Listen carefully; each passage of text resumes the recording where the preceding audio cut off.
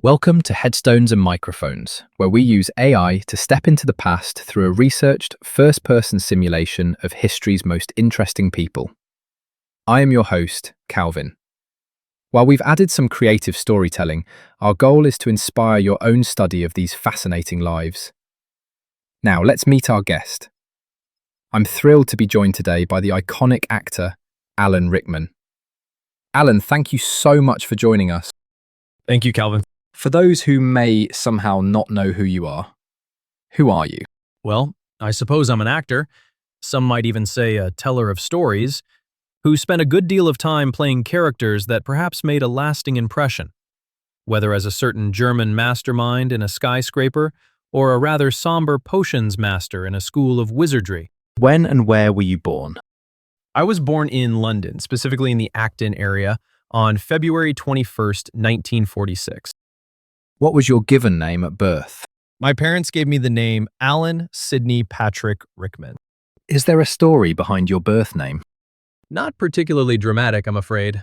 My parents were just fond of the names. It was a straightforward, lovely beginning. What was your hometown like growing up? Acton was very much a working-class environment in West London. I spent a good portion of my childhood living in public housing. It was a place that felt solid, real, and full of life. The sort of place that shapes you without you even realizing it at the time. What was your family life like? It was a busy working-class household. My father was an aircraft fitter, and my mother was a woman of many talents. She worked in factories, painted, decorated, and kept our home running. We were 4 children, and life certainly shifted when my father passed away from cancer when I was only 8. My mother had to be incredibly strong to raise all of us on a postal worker's salary. What kind of kid were you? I was a bit of an artist from a very young age. I suppose I was fairly quiet, observant, and perhaps a little bit serious, but always finding ways to express myself through drawing, and eventually, a budding interest in the theater during my school years. What were your biggest fears growing up? Like any child, I think there's always a fear of the unknown. But really, I think my focus was more on finding my path. The instability of childhood, losing my father, makes you grow up rather quickly and look for security. What did you dream of becoming as a child? I didn't have a singular grand dream of fame, if that's what you mean. I loved art, and for a long time, I thought that was my path. I actually pursued graphic design quite seriously before I ever dared to step into the acting world. What were some of your favorite activities in school? I was quite fond of the creative subjects. Drama and art were where I felt most at home. When I reached Latimer Upper School, I really threw myself into the theater productions there.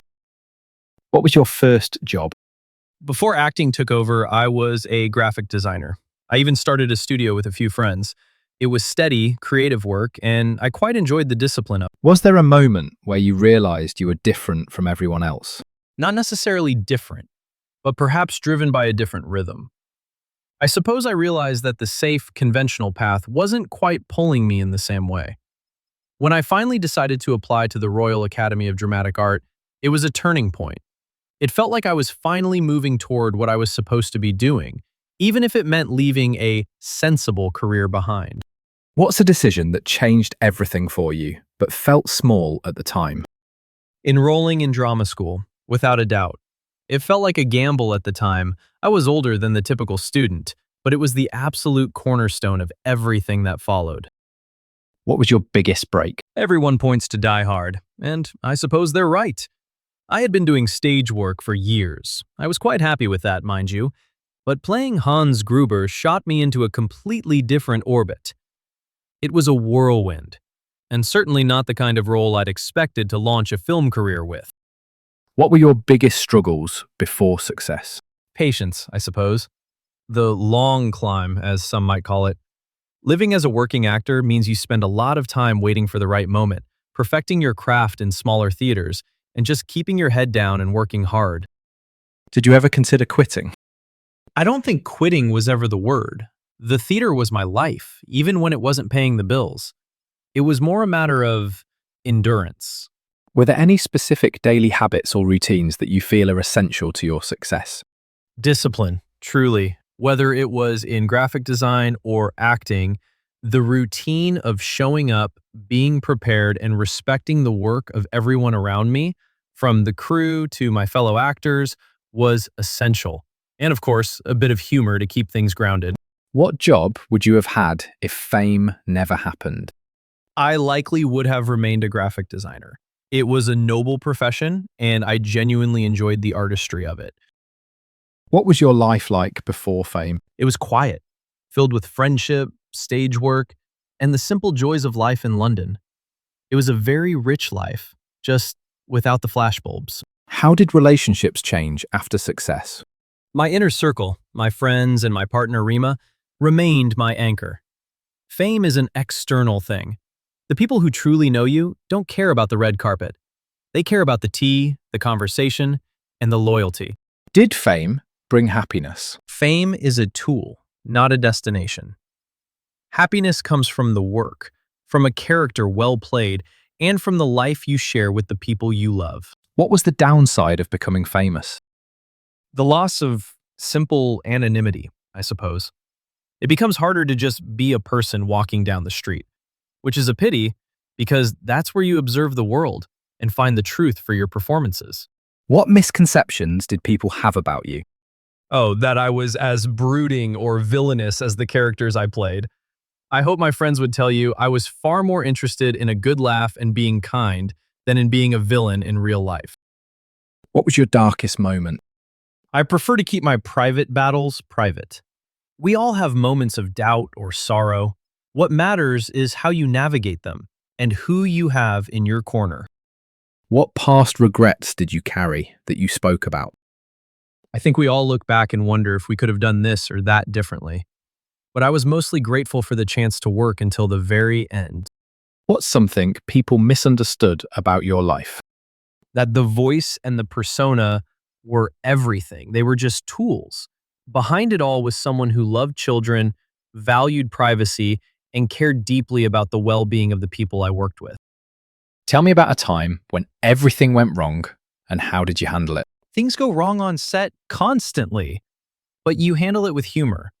If you can't laugh when a prop breaks or a line is flubbed, you're in the wrong business. Did fame and fortune change your life? It allowed me to be generous, which was perhaps the best part. Using whatever success I had to help friends or support causes I believed in. That was the real value of it. What personal battles were you fighting privately? Life is a series of battles, some seen, some unseen. I've always believed that dignity lies in how you handle them, without needing to parade them for the world. Who had the biggest influence on your life?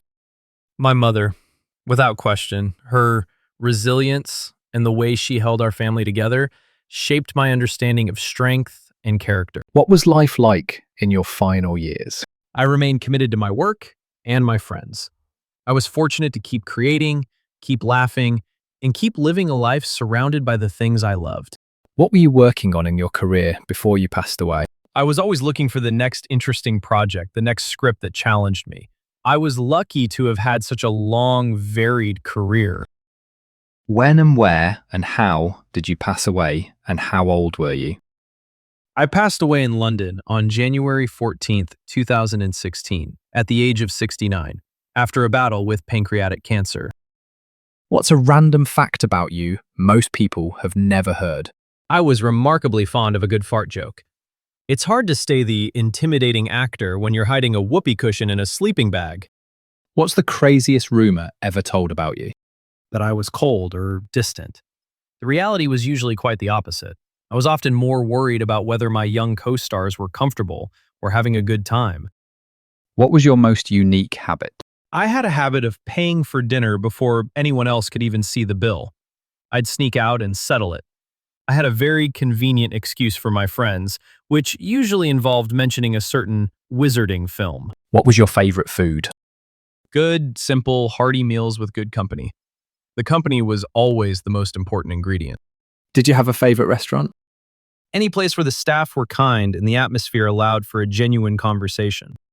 What was your favorite book? I had an endless love for the classics, and of course, the scripts that brought characters to life. Did you have any known rivalries? None that I took seriously. Life is far too short for that sort of nonsense. Tell us a story nobody talks about. While filming a very dramatic scene, I once bought a new car, and I had to be very strict with my younger colleagues, Rupert and Matthew, about keeping their milkshakes far away from it. I think I might have been more protective of that car than some of my own belongings. What's your funniest behind-the-scenes moment?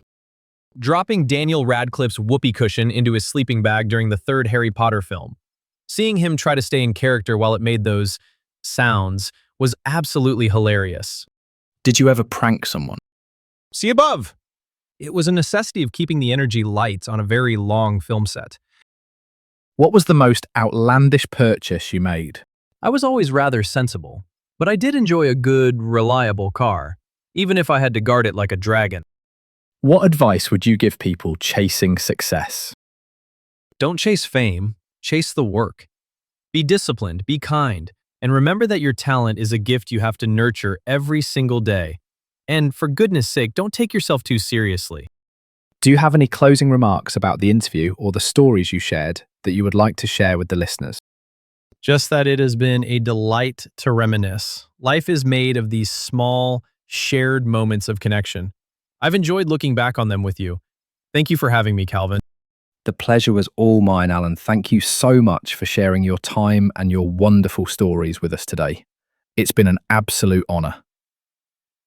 Well, that was a truly insightful look into the life of one of cinema's most remarkable talents, from his graphic design days to the legendary roles that defined his career. We learned that behind the iconic voice and the serious characters was a man who loved a good laugh and cherished his friends above all else. Thank you for coming on the show, Alan, and that wraps up another conversation from Beyond the Grave. Thanks for joining us on the Headstones and Microphones podcast. Remember, legends may die, but their stories never do. Please help spread the word by sharing and following the pod.